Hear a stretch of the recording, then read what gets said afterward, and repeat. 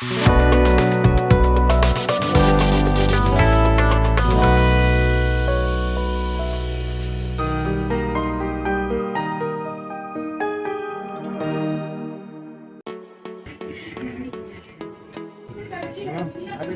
Refund ஆகிடும்.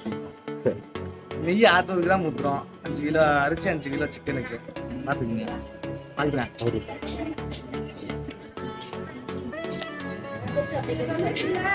50 gram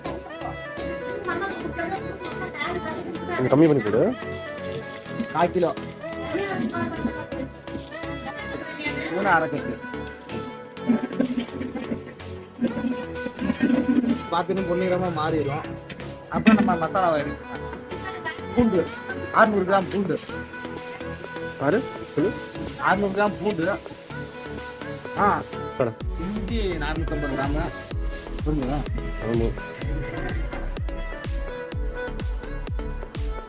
1 kilo.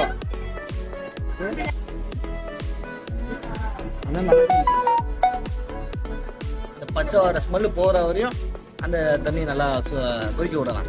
50 gram ஏலக்காய், 20 gram கிராம்பு, 6 கிராம் போட்டுக்கலாம். பச்சை மிளகா போட்டுக்கலாம்.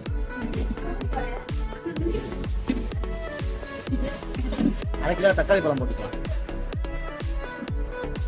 மல்லித்தலை போட்டுக்கலாம். 50 கிராம். 1 லிட்டர் தயிர் ஊற்றிக்கலாம். தயிர் எதுக்கு ஊற்றுறாங்க? நல்லா கறி சாப்பிடல.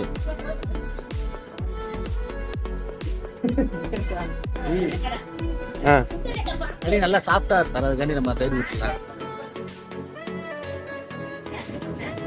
சொல்லு.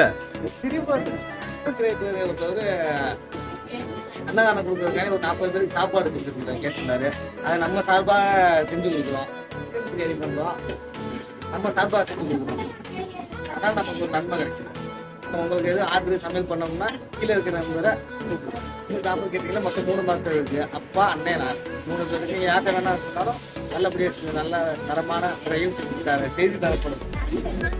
வாங்கணும். பச்சை மிளகா கலர் மாறப்ப நம்ம சிக்கனை போட்டுக்கலாம். சிக்கனை போட்டுக்கலாம். கறிக்கு ஒரு பிடி உப்பு, 3 பிடி 3 கை உப்பு போட்டுக்கலாம். தலைவா போடு. வட்டா எடுங்க, பீர் நீங்க அந்த வட்டாவில் வச்சு வட்டாக்குள்ள இந்த இதில் போடலாம். 3 வச்சுக்கலாம்.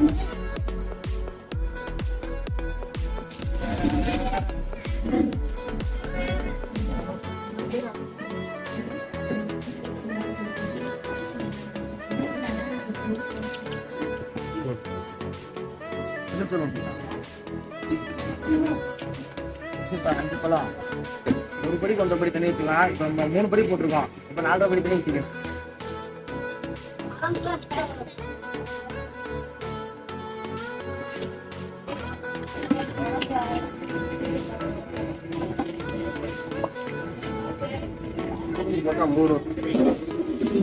சொல்லுங்க. ஓகே தலைவா, எரிஞ்சு கடை தலைவா சொல்லு. தண்ணி நமக்கு நல்லா கொதிச்சிருச்சு. கொதிச்சதுக்கு அப்புறம் அரிசியை போட்டுடலாம். புளி கரைச்சிங்களா?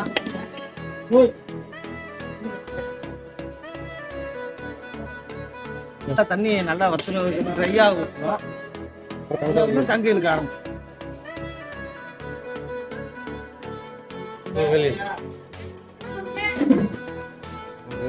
போட்டுடுவோமா? போடுமா.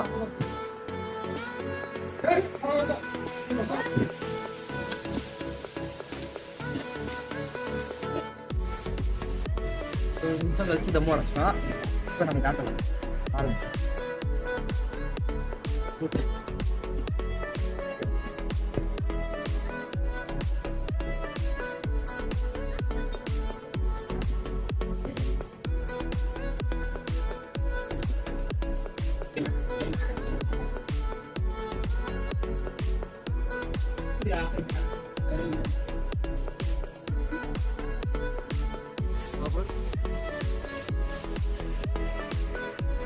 எப்படி இருக்கு?